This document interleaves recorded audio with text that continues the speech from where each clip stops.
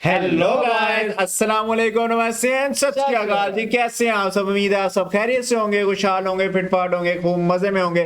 Cousin Madan की तरफ से हम मैं आपके होस्ट, मेरा नाम मोहम्मद शबान और मेरे साथ मौजूद हैं जी मैं हूं मिस्टर पतलू और मैं हूं आपका अपना मोटा भाई। अच्छा जी, आज का टॉपिक हम जो लेके आए हैं वो बड़ा इंटरेस्टिंग होने वाला है। उसकी रीज़न ये है कि जो स्टूडेंट्स हमारे इंडिया और पाकिस्तान बोथ कंट्री से जो स्टूडेंट्स भी है जो अब्रॉड जाना चाहते हैं फॉर फर्दर स्टडीज़ के लिए, क्योंकि इसमें डिफरेंट सारी चीज़ें आ जाती है। कोई एमबीबीएस करने के लिए जाना चाहता है, कोई आईटी के से रिलेटेड कोई जाना चाहता है मोस्टली, लेकिन एमबीबीएस के स्टूडेंट्स जाते हैं। अब इंडिया का तो मालूम नहीं, लेकिन पाकिस्तान के अंदर तो ऐसा ही होता है। देखने जा रहे हैं कि कौन सा फी स्ट्रक्चर है पाकिस्तान के लिए, कितने पैसे चाहिए होते हैं अगर वो अब्रॉड जाके स्टडी करना चाहते हैं, तो इंडिया के अंदर कितने वो फी क्राइटेरिया होता है और लिविंग एक्सपेंस, हर चीज़ इस वीडियो के अंदर कवर होने जा रही है। तो काफ़ी इंफॉर्मेटिव टाइप की वीडियो होने जा रही है। काफी मुश्किल है, हाँ, काफ़ी ज़्यादा मुश्किल है। ये हम वीडियो के दरमियान दरमियान में डिस्कस करते रहेंगे मेरे ख्याल में। भी तो कुछ भेजती है ना बाहर। वो स्कॉलरशिप्स का होता है, लेकिन वो एक अलग सीन होता है। तो मेरे ख्याल में वीडियो स्टार्ट करते हैं। Okay. सबसे पहले हम पाकिस्तान की कवर करेंगे, देन हम चलेंगे इंडिया की तरफ। तो लेट्स गेट स्टार्टेड जी।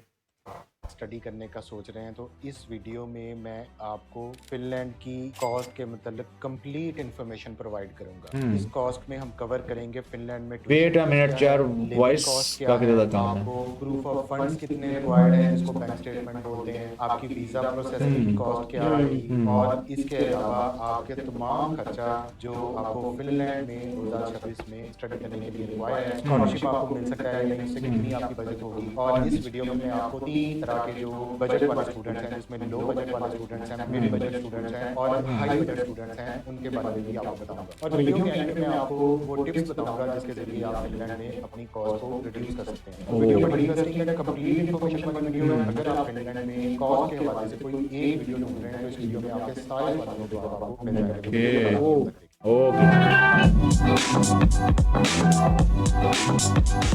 अगर पूरी वीडियो देखी है और इसके बाद आपके माइंड में कोई क्वेश्चन है तो वीडियो के नीचे जो कमेंट सेक्शन है वहाँ पे आप कमेंट्स करें, अपना क्वेश्चन लिखें, उस चीज़ के बारे में पूछें जो वीडियो में मैं ऑलरेडी एक्सप्लेन नहीं कर सकता। बहुत सारी चीज़ें मैं वीडियो में एक्सप्लेन कर चुका हूँ, फिर भी आपके माइंड में क्वेश्चन है तो वीडियो के नीचे कमेंट करें, मैं उसका खुद रिप्लाई बैक करूँगा। और इसके अलावा अगर आप फिनलैंड का, यूरोप का या यूके का स्टडी वीज़ा प्रोसेस करवाना चाहते हैं तो जो स्क्रीन के ऊपर नंबर आ रहे हैं यहाँ पे हमसे रब्ता करें या हमारा ऑफिस विजिट करें, हमारी टीम आपको गाइड करेगी। और हमने सबसे ज़्यादा स्टूडेंट्स को यूरोप के अंदर ऑलरेडी भेजा हुआ है। तो चलते हैं टॉपिक की तरफ। इस वीडियो में मैं जो भी आपको फिगर्स बताऊंगा, जो भी अमाउंट बताऊंगा, एक तो वो करंट जो आज की डेट के अकॉर्डिंगली जो 1 यूरो है वो तकरीबन 327 रुपए का है, उसके हिसाब से इस वीडियो में आपकी कैलकुलेशंस हो रही है। मैं आपको यूरोज में भी अमाउंट बताऊंगा और आपको पाकिस्तानी रुपीज में भी उसके बारे में बताऊंगा। सारी इन्फॉर्मेशन ऑथेंटिक है, सारी इन्फॉर्मेशन ऑफिशियल जो स्टडी इन फिनलैंड की वेबसाइट है, स्टडी इन्फो की वेबसाइट है, माइग्रेट की वेबसाइट है, माइग्री जिसको फिनलैंड की इमिग्रेशन डिपार्टमेंट है उसकी वेबसाइट है, सारा ऑथेंटिक डाटा है और अप टू डेट डाटा है। तो वीडियो में कोई भी ऐसा लूप होल नहीं है जिससे आपको कोई गलत इन्फॉर्मेशन मिले। सबसे पहले बात करेंगे प्रूफ ऑफ फंड या बैंक स्टेटमेंट। देखें, जो ऑफिशियल फिनलैंड की रिक्वायरमेंट है या फिनिश जो अथॉरिटीज हैं वो आपसे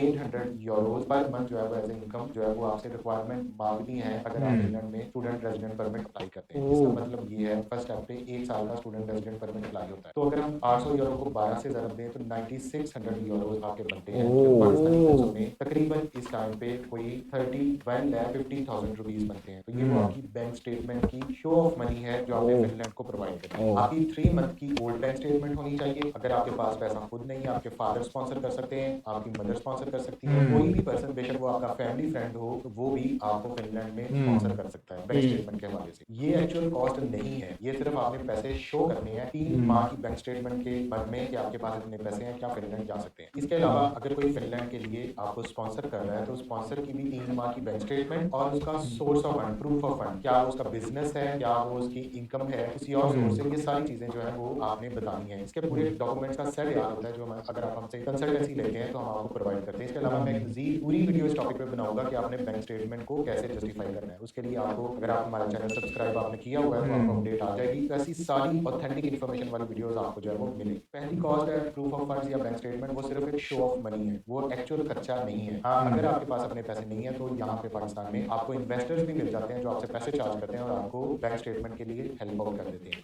के अच्छा। पास ऐसे किसी ना किसी इन्वेस्टर की ऑप्शन होती है, वो आपको फैसिलिटेट करते हैं और उसके बदले में पैसे चार्ज करते हैं। अब आते हैं हम फिनलैंड में ट्यूशन फीस की तरफ। देखिए फिनलैंड में तकरीबन कोई 13 यूनिवर्सिटीज हैं और 22 यूनिवर्सिटीज ऑफ अप्लाइड साइंसेज हैं। इनमें क्या डिफरेंस है ये मैं ऑलरेडी अपनी वीडियो में एक्सप्लेन कर चुका हूँ, जिसमें मैंने फिनलैंड का सारा प्रोसेस एक्सप्लेन कर दिया। अब अगर हम ट्यूशन फीस की कॉस्ट की बात देखें तो फिनलैंड में मिनिमम की तरफ जाएं तो 8,000 यूरो एक साल की फीस है, और अगर मैक्सिमम की तरफ जाएं तो 20,000 यूरो एक साल की ट्यूशन फीस है नॉन यूरोपियन स्टूडेंट्स के लिए। ठीक है, यूरोपियन स्टूडेंट्स के लिए फीस अलग है या बिल्कुल फ्री है। इसको अगर हम पाकिस्तानी पैसों में कन्वर्ट करते हैं तो इसमें 3 कैटेगरीज हैं। Lower tuition fees for example 8,000 euro, तो ये पाकिस्तानी पैसों पे जो आज का यूरो का रेट है जिसमें 1 यूरो 327 पाकिस्तानी रुपये के बराबर है। तो अगर हम लोअर ट्यूशन फीस की बात करें 8,000 यूरो की बात करें तो ये तकरीबन 26 लाख 20,000 बनते हैं पाकिस्तानी रुपये। ये लो ट्यूशन फीस है एक साल। अगर हम मिडिल एज की बात करें तो ट्यूशन फीस बनती है तकरीबन 12,000 यूरो एक साल की फीस, और ये बनती है इस टाइम पे 39 लाख और तकरीबन 29,000। आप ये 49 लाख 50 लाख है भाई। हायर की तरफ जाएं 20,000 यूरो की तरफ जाएं तो आपकी एक साल की ट्यूशन फीस बनती है तकरीबन 65 लाख 50,000। अब यहाँ पे मैं आपको ये बता दूं कि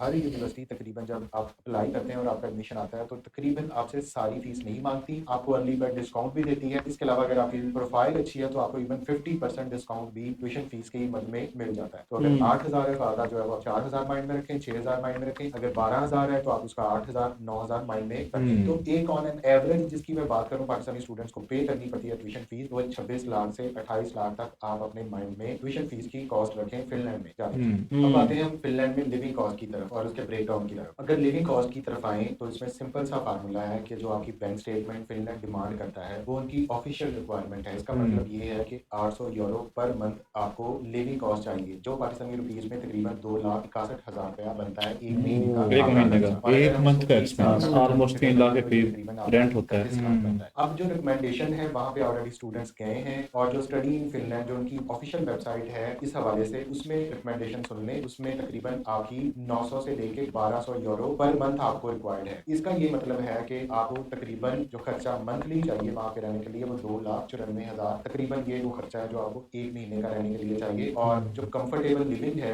रियलिस्टिक लो बजट की रेंज है कि बस इसमें आपका खाना पीना है, रेंट है और आपकी ग्रोसरीज हैं, आपकी ट्रैवल है, तो इसके लिए आपको तकरीबन 35 लाख एक साल का खर्चा रिक्वायर्ड है। अगर कंफर्टेबल मिड रेंज जिसमें कुछ थोड़ी बहुत आपकी अय्याशी भी हो जाती है, जिसमें आप मूवीज देखने के लिए कोई पार्टीज के लिए चले जाते हैं तो आपको 1,100 यूरो पर मंथ रिक्वायर्ड है। और अपर लिमिट तो कोई है नहीं, ये आप पे डिपेंड करता है कि आप वहाँ पे कितनी कंफर्टेबल लाइफ गुजारना चाहते हैं और आप कितने लैंडलॉर्ड हैं। अगर आपके पास खुले पैसे हैं तो आपके जो on an average comfortable life जो यूरोपियन स्टूडेंट गुजारता है तो उसमें आपको तकरीबन कोई 1,200 यूरो पर मंथ इनफ है, जिसमें आपका ट्रैवल भी है, जिसमें आपका खाना पीना अच्छा है, अच्छा अपार्टमेंट है और ये सारी चीजें। और फर्दर ये लिविंग एक्सपेंस आपका सिटी टू सिटी वेरी करता है। अगर आप हेलसिंकी में रहते हैं तो एक्सपेंस और होगा, अगर आप पार्टो में रहते हैं तो एक्सपेंस और होगा, अगर आप टाम्परे में रहते हैं तो एक्सपेंस और होगा। तो ये सिटी टू सिटी जो है वो आपका एक्सपेंस वेरी करता है। यहाँ तक मैंने आपको बता दी। अब हम आते हैं इसके वीजा प्रोसेस की तरफ। देखिए फिनलैंड का एम्बेसी पाकिस्तान के अंदर नहीं है। इसके वीजा प्रोसेस के लिए या तो आपको दुबई में अबू धाबी में जाना पड़ता है VFS सेंटर में, या लास्ट ईयर फिनलैंड ने फैसिलिटेट किया था कि कतर दोहा के अंदर भी जो फिनलैंड की एम्बेसी है या कॉन्सुलेट है उसने पाकिस्तानी एप्लीकेंट्स को कबूल किया था। इसमें आपका दुबई का आने जाने का वीजा और टिकट ये तकरीबन आपका 2 लाख का खर्चा है एक बंदे का। इसके अलावा रेजिडेंट परमिट की फीस जो है वो 350 यूरो है। अडल्ट के लिए और माइनर के लिए 240 यूरो है। 350 यूरो का मतलब ये है ये तकरीबन 1,10,000 तो तकरीबन 3.5 लाख का खर्चा एक बंदे का वीजा प्रोसेस के लिए है। और अगर 2 बंदे जाते हैं 3.5 लाख में बच्चा साथ लेकर जाते हैं बेबी है तो उसमें सिर्फ आपको ये कोई राउंड अबाउट जो है वो 50-60 हज़ार का जो है वो डिफरेंस आएगा, उसका आप 3 लाख लगा। तो ये इसके वीजा प्रोसेस की कॉस्ट है। अगर एक बंदा फिनलैंड अप्लाई करना चाहता है 2026 में जाना चाहता है तो स्टूडेंट के लिए उसकी एवरेज कॉस्ट जो है वो तकरीबन 26 से 27 लाख फीस का है। 3 लाख 3.5 लाख उसकी एम्बेसी वीजा प्रोसेस का है। और इसके अलावा कंसल्टेंसी फीस है जो हम चार्ज करते हैं 1,000 यूरो हमारी कंसल्टेंसी फीस है। तो ये तकरीबन कोई 33 से 34 लाख का बजट है और इतना बजट ही लगता है, इससे ज्यादा बजट नहीं लगता। ठीक है, अब हम बात कर लेते हैं कि इसको कैसे आप इस बजट को कम कर सकते हैं। अगर आपकी प्रोफाइल बहुत अच्छी है और बहुत अच्छा जी, ये तो मोटा मोटा आपको बता दिया। अब ये कम करना ये ज्यादा करना ये तो हमारे बस की बात है, लेकिन यार बड़े अमाउंट है मोटा भाई एक पाकिस्तान से जाने के लिए। ये मैं आपको बता दूं कि ये जो इनके फिगर्स हैं ना ये स्टार्टिंग फिगर्स होते हैं कि स्टूडेंट अच्छा, को कैच करने के लिए बेसिकली ये फिगर्स नहीं है, इससे कहीं ज्यादा है, इससे कहीं बिल्कुल ज्यादा ऐसा ही है है। कि ये मेरे साथ एक्सपीरियंस हुआ है। मेरा छोटा भाई गया है बिल्कुल, तो उस लिहाज से मुझे नॉलेज है। ओके, उसकी फर्स्ट जो सेमेस्टर फीस थी वो तकरीबन 30 लाख रुपए हमने पे की थी। पहली सेमेस्टर की 30 लाख ऑलमोस्ट उसकी 1 ईयर की फीस जो है 65 लाख बनी थी, 65 लाख रुपया। और उसके अलावा जो इनके अपना वीजा चार्जेस वगैरह और वीजे का कॉस्ट बड़ी कम बताइए वीजे इसने की कि cost कम 4.5 बताई है, लाख, लेकिन 3.5 लाख 4 लाख। लेकिन उसके साथ वो इंश्योरेंस भी होती है, 5.5 लाख के करीब इंश्योरेंस होती है, और ये तकरीबन 10 लाख रुपया वो लग जाता है। उसके अलावा आपने वो और सबसे इम्पोर्टेंट चीज अपनी इसने बैंक स्टेटमेंट बहुत कम बैंक बताई है, स्टेटमेंट कम बताई है, बहुत कम बताई है, बैंक सिर्फ कंपनी स्टेटमेंट बहुत कम बताई। 70 लाख से स्टार्ट होकर 1 करोड़ तक आपको 3 मंथ के लिए बैंक में। हमारे यहाँ पाकिस्तान में वीजा लगवाना ना बहुत मुश्किल हो गया, अब बहुत और मुश्किल भी हो ज्यादा मुश्किल हो गया है, और क्योंकि आधे हमारे स्टूडेंट्स ज्यादा जाके ना उधर यार- असाइलम वगैरह अप्लाई कर लेते हैं। हाँ, इस ये वजह से पाकिस्तान से काफी ज्यादा, अब इंडिया के स्टूडेंट्स का तो हमें आइडिया नहीं है, लेकिन पाकिस्तान से जितने भी अब्रॉड जा रहे हैं ना, वो ये काम लाजमी करते हैं, जिसकी वजह से वो बैन कर रहे हैं ऑलमोस्ट पाकिस्तानी जितने भी पाकिस्तानी है ना यूरोप कंट्रीज, उनको स्टूडेंट्स को बैन कर रही हैं। इस वजह से ना वीजा रेशो हमारी बहुत कम है, बहुत मुश्किल से वीजा लग रहा है हमारा। और जैसा कि उसने बताया कि लिविंग एक्सपेंस है, लिविंग एक्सपेंस पे बहुत कम बता रहा है कि जी 3 लाख पर मंथ, हालांकि नहीं भाई, 3 लाख में क्या बंदा वो 2.5 से 3 लाख तो रेंट है आपका जो आपने पे करना है। उसके अलावा आपका खाने का खर्चा, ट्रैवलिंग का खर्चा, ये आपको ऑलमोस्ट 5.5-6 लाख पर मंथ पड़ता है। ये 5.5-6 लाख पर मंथ पड़ता है। ये तो इसने हर बिल्कुल चीज इसीलिए अपना आप बताइए। हाँ, ये जस्ट वो जिस स्टूडेंट्स तरह को हमने कैच करने के लिए ना, वो जैसे ये ही एज अ उनको- बिजनेस जो है, एज अ बिजनेस कैच करने जैसे के ही लिए- कोई स्टूडेंट वगैरह उसके हत्थे ही चढ़ेगा तो वो उस वक्त तो फौरी तौर पे वो निकल जाएगा करवा करू के, लेकिन बिल्कुल वहां जाके जितनी मुश्किलात उसको फेस करना पड़ेंगी ना, वो फिर वो गालियां निकालते हैं भाई इनको ऑलमोस्ट पीछे से। 12,000 पाउंड से स्टार्ट होकर 18,000 पाउंड तक हमारी यूनिवर्सिटीज जो हमसे चार्ज करती है ना, इजीली यूरोप भाई, कंट्री, उनकी फीसें हैं। इजीली। और ये फिनलैंड बड़ा वो महंगा कंट्री था जिसके बारे में इसने बताया, और ऑलमोस्ट मेरे ख्याल में हर तरफ यही कोई 19-20 का फर्क होता बिल्कुल, होगा, 19-20 का ज्यादा कोई नहीं होता, तो इसलिए हमने तो क्लियर कर दिया सारा वीजा से पार्ट टाइम जॉब जो है वो स्टूडेंट्स को उधर कम मिलती हैं ओके इंडिया की निस्बत ना। ओके। उनका कम्युनिकेशन आपस में बहुत कम होता है लोगों का, हमारे उनका पाकिस्तानियों वो का ना। क्या नाम है, एक तो बोलने का भी तो बड़ा हाँ, इशू बोलने होता का है काफी उनकी, issue है। इंग्लिश उनकी तो इंग्लिश भाई बच्चे की जो बिल्कुल 10 साल अच्छी का है। जो है ना उसकी भी इंग्लिश देख लो, हमारे यूनिवर्सिटी से भी वो टॉप की इंग्लिश बोल रहा है। तो मेरे ख्याल में वीडियो स्टार्ट करते हैं, इंडिया की तरफ देखते हैं कि क्या क्राइटेरिया है, क्या फीस स्ट्रक्चर है और कितना लिविंग एक्सपेंस वगैरह है। तो let's get started. 10 to 15 lakh enough है, तो आपको अभी रियलिटी चेक लेना जरूरी है। बहुत सारे क्या मतलब 10 से 15 लाख? 15 लाख। अगर आप सोच रहे हो कि स्टडी अब्रॉड के लिए 10 to 15 लाख एनफ है, तो आपको अभी रियलिटी चेक लेना जरूरी है। बहुत सारे स्टूडेंट्स और पेरेंट्स प्लान शुरू कर देते हैं बिना एक्चुअल बजट समझे, और बाद में या तो लोन इशू आता है या वीजा रिजेक्ट हो जाता है या प्लान ड्रॉप करना पड़ता है। तो रियल क्वेश्चन है, आपके स्टडी अब्रॉड के लिए एक्चुअल बजट कितना चाहिए? इस वीडियो को एंड तक देखिए, क्योंकि मैं आपको एग्जैक्ट ब्रेकडाउन और real numbers step by step explain करने वाला हूं। नमस्ते दोस्तों, welcome to Global, your trusted guide for study visa, tourist visa and immigration. आज इस वीडियो में हम आपका ये कंफ्यूजन क्लियर करेंगे। आपकी स्टडी अब्रॉड का रियल टोटल कॉस्ट कितना होता है, कौन सी कंट्रीज में कितना बजट लगता है, लोग कौन सी कॉमन मिस्टेक करते हैं जो उनका बजट बिगाड़ देती है, कौन सी हिडन कॉस्ट लोग इग्नोर कर देते हैं, और आप कैसे अपना बजट स्मार्टली प्लान कर सकते हैं। सबसे पहले एक इंपॉर्टेंट भी क्लियर करते हैं। बहुत लोग ये सोचते हैं कि ट्यूशन फीस ही मेन कॉस्ट होती है, लेकिन रियलिटी थोड़ी डिफरेंट है। ट्यूशन सिर्फ ओवरऑल कॉस्ट का एक हिस्सा होता है, यूजुअली अराउंड 50 to 60%। बाकी cost living expenses, insurance, travel और डेली लाइफ से आती है। अगर आप सिर्फ और यही सारी कॉस्ट है जो कि एक एक्स्ट्रा अमाउंट वो कह लो कि हमें दे के तो देन हम उधर रह सकते हैं अगर रहना चाहें तो। ट्यूशन देके प्लानिंग करते हो तो आपका budget almost definitely under estimate हो जाएगा, और यहीं से प्रॉब्लम स्टार्ट होती है। अब सीधी बात करते हैं रियल नंबर्स की। अगर आप यूएसए, यूके, कनाडा या ऑस्ट्रेलिया जा रहे हो तो आपको रियलिस्टिकली 20 लाख से 45 लाख पर ईयर का बजट रखना चाहिए। मोस्ट इंडियन स्टूडेंट्स के लिए 25 to 35 लाख पर ईयर एक कॉमन रेंज होती है। अगर आप टॉप यूनिवर्सिटी या प्रीमियम प्रोग्राम टारगेट कर रहे हो तो ये cost 40 to 50 lakh per year तक भी जा सकती है। ये नंबर सुन के शॉक लग सकता है, लेकिन ये एक्चुअल ग्राउंड रियलिटी है जो प्लानिंग के टाइम समझना जरूरी है। अब अगर हम थोड़ा कंपेयर करें तो यूएसए का budget generally 25 to 60 lakh per year के बीच होता है, कनाडा 22 to 40 लाख के अराउंड, यूके 23 to 37 लाख, और ऑस्ट्रेलिया 30 to 45 लाख तक जा सकता है। जर्मनी जैसी कंट्रीज में सिचुएशन डिफरेंट है, वहां ट्यूशन काफी लो या जीरो होता है, इसलिए total cost 9 to 18 lakh per year के अराउंड रह सकती है। यहाँ से एक क्लियर इंसाइट मिलता है कि आपकी कंट्री चॉइस डायरेक्टली आपका बजट डिसाइड करती है। अब एक इंपॉर्टेंट पार्ट जो मोस्ट लोग इग्नोर करते हैं, हिडन कॉस्ट। ये वो एक्सपेंसेस हैं जो इनिशियल प्लानिंग में इंक्लूड नहीं किए जाते, लेकिन फर्स्ट ईयर में सडनली ऐड हो जाते हैं। इसमें visa fees, biometric charges, flight tickets, initial rent deposit, basic setup, laptop और हेल्थ इंश्योरेंस जैसे कॉस्ट आते हैं। फर्स्ट ईयर में ये easily 1 to 3 lakh extra add कर देते हैं। अगर आपने ये मेन plan चीजें नहीं किया, बताई तो उन्होंने, आपका देखा ना, entire और हमारे budget disturb हो उन्होंने सकता है। इंश्योरेंस वगैरह की ये वो मेन चीजें हाँ नहीं हर बताई। चीज तो ये हम प्रॉपर गाइड कर रहे हैं भाई, क्योंकि अपना तो वो कह लो कि बिजनेस वाला वो सीन चल रहा था ना कि उधर उसने तो घेरना था स्टूडेंट को जस्ट, इस वजह से उसने उस तरह से ये उसने कह रहे हैं कि हिडन कॉस्ट पहले देखें हाँ आप। पहले देखें, वीडियो अब कंप्लीट बात करते हैं उन डिस्कशन कॉमन करते मिस्टेक्स हैं। की जो स्टूडेंट्स बार बार रिपीट करते हैं। सबसे पहली मिस्टेक होती है सिर्फ ट्यूशन फीस देखना और बाकी कॉस्ट इग्नोर कर देना। दूसरी मिस्टेक है लिविंग एक्सपेंसेस को अंडर एस्टिमेट करना, स्पेशली मेट्रो सिटीज में। तीसरी मिस्टेक है करेंसी फ्लक्चुएशन को इग्नोर करना, जो टोटल कॉस्ट को सिग्निफिकेंटली अफेक्ट कर सकता है। और चौथी मिस्टेक है पार्ट टाइम जॉब पर डिपेंड करना, ये सोच के कि वहीं से मेजर एक्सपेंस कवर हो जाएगा। सबसे डेंजरस माइंडसेट ये होता है कि बाद में मैनेज हो जाएगा, लेकिन अब्रॉड एजुकेशन में ये अप्रोच काम नहीं करता। यार ये कितना डिटेल्ड में और हिडन चीजें बता रहे हैं, कहीं फंस ना जाएं आप, ये कहीं बात फंस ना सोच के जाएं आप। देखें ये फर्क है देखते हैं सोच आप का। अपना बजट प्रैक्टिकली कैसे प्लान कर सकते हो। सबसे पहले आपको अपनी शॉर्टलिस्टेड यूनिवर्सिटी की एग्जैक्ट ट्यूशन फीस चेक करनी चाहिए डायरेक्ट ऑफिशियल वेबसाइट से। उसके बाद आपको city specific living cost add करनी चाहिए, क्योंकि हर सिटी का एक्सपेंस लेवल अलग होता है। फिर आपको वीजा, फ्लाइट्स, इंश्योरेंस और इनिशियल सेटअप जैसे एक्स्ट्रा कॉस्ट इंक्लूड करने चाहिए। सबसे इंपॉर्टेंट स्टेप है 10 to 20% का बफर ऐड करना, ताकि अनएक्सपेक्टेड एक्सपेंसेस हैंडल हो सके। ये सिंपल स्ट्रक्चर आपको एक रियलिस्टिक और सेफ बजट प्लानिंग फ्रेमवर्क देता है। अगर आपको ये क्लैरिटी हेल्पफुल लग रही है और आपको ऐसे ही रियल और प्रैक्टिकल स्टडी अबाउट गाइडेंस चाहिए जो सच में काम आए, तो चैनल को सब्सक्राइब जरूर करें। अब बात करते हैं कैसे आप अपना कोर्स कंट्रोल कर सकते हैं। सबसे पहला फैक्टर है कंट्री सिलेक्शन।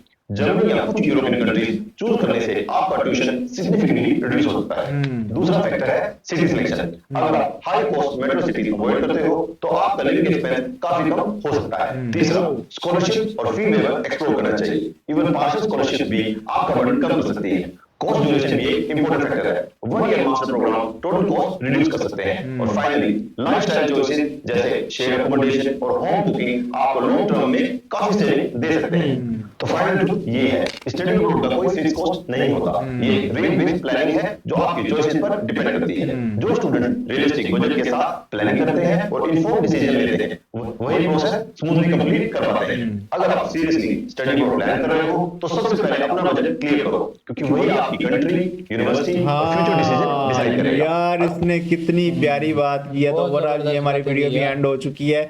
और यार जर्मनी जैसे सिटी के अंदर जस्ट 9 से 18 लाख के दरमियान ये तो बंदा समझे कि फ्री आप है, दुबई घूम के आ रहे हैं भाई। दुबई घूम के आ रहे हैं। और एक बात बहुत अच्छी लगी, क्योंकि उसने कहा है अब जाओ वेबसाइट पे उनकी ट्यूशन फीस चेक करो, भाई क्योंकि हर यूनिवर्सिटी की उसने फीस तो अलग होती है ना। उसने ना एक पॉइंट पे ना रख के वो बात एंड कर दी है कि आपका जो बजट है ना वही आपका कंट्री डिसाइड करता है, वही आपका उधर यूनिवर्सिटी डिसाइड करता है, स्टैंडर्ड वही decide हाँ करता है। वही डिसाइड करता है। उसने ना इस पॉइंट पे ना बात वैसे खत्म कर दी है। और दूसरी बात ये कि यार बहुत ज्यादा कम एक्सपेंसेस हैं अगर पाकिस्तान की निस्बत देखा जाए तो। बिल्कुल ऐसे ही है। सबसे जो मेन बात है ना वो ये है कि इनके जो वीजा की अप्रूवल है ना वो बहुत जल्दी हो जाती है इंडियन स्टूडेंट्स की वीजा की। उसकी क्या रीजन है वैसे? उनकी एक तो इकोनॉमी स्ट्रांग है, हाँ मेन रीजन बहुत ज्यादा स्ट्रांग है। हाँ। और दूसरा उधर वो साइलम अप्लाई करने वाला चक्कर नहीं होता। चक्कर नहीं है। ठीक दूसरी है। बात हाँ उसके बाद स्कॉलरशिप्स इंडिया को बहुत ज्यादा मिलती हैं। यार वो उनके पास यार उनको 0% भी 0% भी वो कैसे ना है ना, मेरी बात सुने ना, उनका ट्यूशन फीस 0% भी है कुछ यूनिवर्सिटीज की जो इंडियन स्टूडेंट्स के लिए है। और मैक्सिमम मेरा ख्याल $7,000 तक है इनकी फीसेस जो पड़ती हैं इन्हें।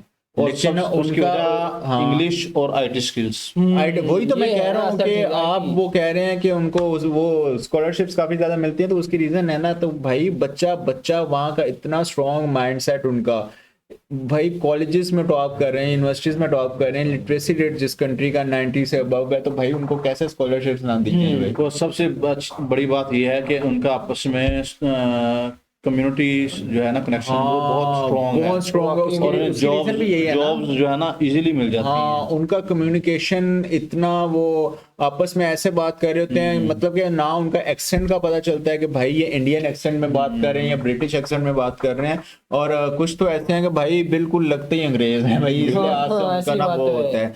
तो बाकी भाईजान ये तो मेन टॉपिक हमारा दोनों साइड्स हमने कवर की हैं, दोनों साइड्स का आपको डिटेल में बताया, अपने वाले ने जरा वो जो चीजें छुपाई थी वो हमने आपको हिडन चीजें बता दी हैं कि भाई ये सीन होता है पाकिस्तान का। भाई क्या लेकिन अपने वाले ने ना कोई इस तरह नहीं बताया कि कोई चीज डिटेल में बताई हो, उसने सिर्फ अपना कोई बनाया हुआ प्रोसेस, उसने सारा तो कुछ यही उसने बताया है। अपना वो दुकान चलानी है ना, उसने सीधी बात उसने ये भी बता किया दिया। कि हमारा उसने वो पॉम्पलेट अपना छुपवाया, हाँ, वही edit करी जा रही है। वही ये भी lead बता कर दे रहा कि है। हमारा जो है ना वो 1000 यूरो हम भी लेंगे। हाँ जी, ये हाँ जी, नहीं सारी चीजें उसने बता दी है, बाकी एक्स्ट्रा क्या क्या चीजें और वो हमारी तरफ जो ये सीन है ना, हमारी तरफ तो ये सीन है कि ये जो एजेंट्स होते हैं ना, ये जो जिन्होंने अभी ये हम भेजना होता लेके है। भेजने वाले, हाँ, फर्स्ट जो- फीस में से ना, फर्स्ट फीस में से इन्हें 35% यूनिवर्सिटी रिटर्न करती है। ओह, इंडिया वाली साइड अच्छा। पे भी यही सीन है, पता नहीं क्या सीन है। एजेंट्स को एजेंट्स को ये जो तो वो फिर वो जिनके पैसे होते हैं उन तक पहुंचते भी हैं। नहीं भाई, वो तो कमीशन लेते हैं ना अपना, ये जो पाकिस्तानी है ना, अच्छा, ये अपना commission लेते हैं। यूनिवर्सिटी से लेते हैं। यूनिवर्सिटी से लेते हैं फर्स्ट फीस में से। ओ, इस और बारे में उन्हें मुझे आइडिया नहीं था अच्छी भाई। खासी मोटी रकम बनती है भाई। इसलिए ये फंसा रहे हैं। और हमारे पास इसीलिए तो स्कॉलरशिप्स नहीं है, मिलती भी होंगी लेकिन वो जो है अपने चक्रों में जो है स्कॉलरशिप वाला सीन नहीं करते। ऐसे ही इंडिया है की तरफ भाई। स्कॉलरशिप ज्यादा मिलती है। अच्छा, कुछ कमेंट्स मैंने निकाले हुए थे और आपके साथ रीड आउट करते हैं। पहले हम क्या करते थे, सेल फोन में रीड आउट करते थे, लेकिन आज जो हम कमेंट्स रीड आउट करने जा रहे हैं वो आपके सामने करेंगे, प्रॉपर नाम भी लेंगे, उनको पता भी चले, क्योंकि आपका गिला होता है भाई हम कमेंट्स रीड आउट नहीं कर रहे, और आपका गिला बिल्कुल राइट भी है, ठीक भी है, क्योंकि पिछले कुछ मंथ लेकिन से अगर ऊपर मैं ही हो आपको एक गया। बात बता दूं कि अगर हम रीड नहीं कर रहे तो इसका ये मतलब नहीं है हम आपके कमेंट नहीं पढ़ते। हाँ। वरुण गुप्ता है हमारे जो व्यूअर, उनका अच्छा, रोज कमेंट आता है भाई, मुझे उनका मैं ना रोज कमेंट पढ़ता हूँ। मुझे उनका ना वो भी याद है, वरुण गुरु गुप्ता मैं कहता था। वरुण वो गुप्ता, बड़े पुराने उनके भाई एक बहुत वो पुराने है और एक लेडी थी, क्या नाम रीना था, सचदेव। रीना सचदेव के नाम से थी। अब देखिए हमें जो टॉप के कमेंट्स होते हैं वो हम जो रेगुलरली रीड आउट करते थे उनके तो हमें फिंगर टिप्स में नाम भी याद हो गए। तो चलें जी कमेंट्स रीड आउट करते हैं। ये वीडियो थी हमारी about develop cities in Bihar के बारे में, रिसेंटली कल की थी, कल की वीडियो थी यार, लेकिन ना इस पे मैं ना मुझे ना व्यूज बहुत यार, कम बहुत बहुत कम डाउन हो गए है। हैं। अच्छा जी, हर्ष राजपूत, मैं हूं ना पटना से जी, भाई जी आप हैं पटना से। अच्छा जी, नीचे आते हैं, मैं गलत कमेंट्स नहीं रीड आउट करूंगा, पहले बता रहा हूँ। I am from Araria district, Nepal border. Purnia, ये क्या लिखा, पूर्णिया मखना की खेती में वर्ल्ड का 90% बिहार में होता है। और ये कौन कह रहे हैं, रोहित कुमार हैं जी, ID 40Z के नाम से हैं। पूर्णिया मखना क्या चीज है जो खेती करते हैं इसकी? पता नहीं यार, कोई चीज तो होगी। अच्छा जी, बिहार GDP 1/3 ऑफ पाक, वेरी पुअर स्टेट, यानी कि पाकिस्तान के स्टेट के GDP के मुताबिक बिहार की स्टेट है, मुझे तो ऐसा ही लग रहा है। अच्छा, माधव कुमार कह रहे हैं जी, एक चीज पता है तुमको, इंडिया का सबसे गरीब स्टेट है बिहार। अच्छा, इंडिया का सबसे लो बजट वाला स्टेट है बिहार भाई। हमें इस बार और रैंकिंग में सबसे लास्ट, तभी बिहार का सामना पाकिस्तान कुछ भी नहीं है। अच्छा, बिहार के सामने पाकिस्तान, अच्छा पाकिस्तान की स्टेट बिहार से भी कम है यार, मैंने बात की है। अच्छा जी, Meet Bhatia 02W, mister Indian hacker की जी भाई जरूर लेके आएंगे। नीचे आते हैं जी, और ये क्या जी, संजीव सिंह ब्लॉग कह रहे हैं मैं ये क्या लिखा हुआ है, भागलपुर का रहने वाला हूँ, और भागलपुर सबसे सुंदर सिटी है और सबसे खूबसूरत सिटी है जी, हमें पता है, हमने देखा भी था भाई। और भैया पटना का पुराना नाम क्या लिखा हुआ है, मागध था। और Pataliputra university one of the best university, another university is Nalanda University. These are very old universities and education standards was very high. Okay, आप लोग पहले वीडियो देख ली भाई video. Prince Kumar Roy, Bihar Sharif, Prince Kumar Roy आपका नाम आ गया भाईजान, कर ली हमने, रीड आउट कर लिया। बिहार शरीफ भी इनका वो है, सिटी है। हाँ, बिहार अलग और बिहार शरीफ अलग है। बिहार शरीफ इसका सिटी है। ओके, डीजे साहब क्या कह रहे हैं, डीजे सुजल, ये पता नहीं है, बहुत बड़ा सा नाम है, वेस्ट बंगला वेस्ट बंगला क्या top Top 10 city video west बताओ। बंगाल का गाना वेस्ट बंगाल के ना, Top वेस्ट city बंगला या वेस्ट बंगाल, दो अलग-अलग चीजें। टॉप से भाई जरूर लाएंगे।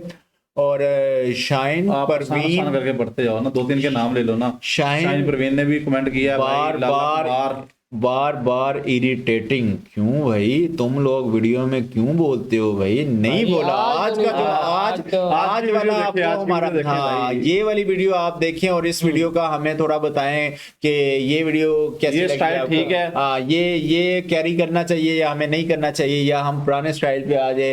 Hello guys, welcome back to या आज स्टाइल। डिस्कशन भी जो है ना वो दरमियान में, मिड में और end में हाँ की है। हमने सोचा यही है कि हाँ, ये कि इसी irritation चीज को आपको कैरी नहीं करना। करना। हाँ आपको इरिटेट नहीं करेंगे, हम खुद इरिटेट हो जाएंगे। तो बाकी आज वीडियो अच्छी लगी है तो इसको ज्यादा से ज्यादा शेयर लाजमी करें, सब्सक्राइब करना ना भूलिए। वीडियो के व्यूज काफी ज्यादा ड्रॉप हैं, आई डोंट नो, इतनी अच्छी अच्छी वीडियो लेके आ रहे हैं। तो अगर तो वीडियो अच्छी लग रही है तो वीडियो को लाइक भी कर दिया करें और शेयर ज़्यादा से ज़्यादा करें, ताकि ज़्यादा से ज़्यादा लोगों तक, ज़्यादा से ज़्यादा इंडिया के जितने भी स्टेट्स हैं, हर स्टेट के हर कोने कोने तक हमारी वीडियो पहुंच सके। तो बाकी मिलेंगे आपसे नेक्स्ट वीडियो में। कोई भी टॉपिक को आप हमें सजेस्ट कर सकते हैं, हम उस पर डेफिनेटली रिएक्शन बनाएंगे। मिलेंगे आपसे नेक्स्ट वीडियो में किसी नए टॉपिक के साथ, किसी नई वीडियो के साथ। Till the end take Take care care ji.